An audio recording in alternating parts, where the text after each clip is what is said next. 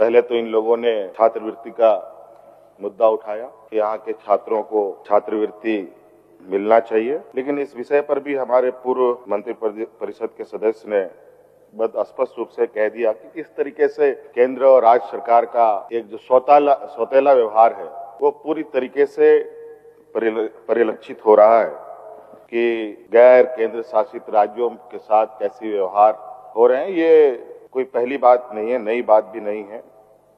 इससे पहले से भी हम लोग इस बात को अनुभव कर रहे हैं। इसलिए विपक्ष को बिल्कुल कोई भी सवाल उठाने से पहले मुझे लगता है पहले इनको अपने गिरेबान में झांकना चाहिए और अपने कथाकथित जो इनके आला नेता हैं उनके साथ विचार विमर्श करना चाहिए। उसके बाद सवाल वो करे तो कोई समझ में भी आता है। अध्यक्ष महोदय, आज राज्य के होनहार बच्चों के लिए, हमारी आने वाली पीढ़ी के लिए सरकार दिन रात मेहनत कर रही है। ना हम उनके हक अधिकार को छीनने में, ना उनको शिक्षा से वंचित करने में हम लोगों का ना कभी कोई विचार रहा, ना कोई ऐसी कार्य योजना रही। बल्कि इनके कार्यकाल में आप देखेंगे तो इन लोगों ने कई एक स्कूलों को भी बंद किया, कई एक बजटों में इन लोगों ने कटौती करी।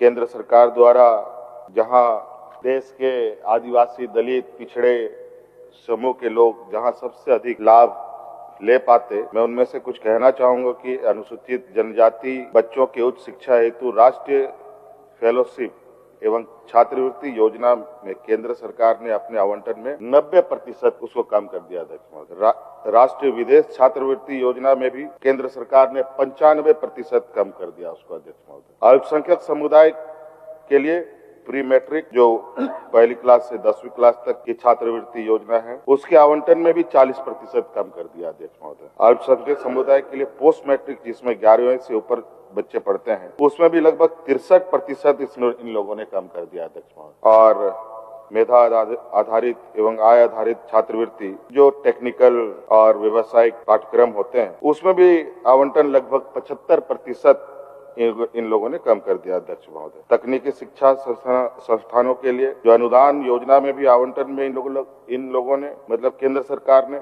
61% कम कर दिया। आप बताइए अध्यक्ष महोदय, ऐसे स्थिति में जो ये मांग करते हैं ये कहां तक उचित है?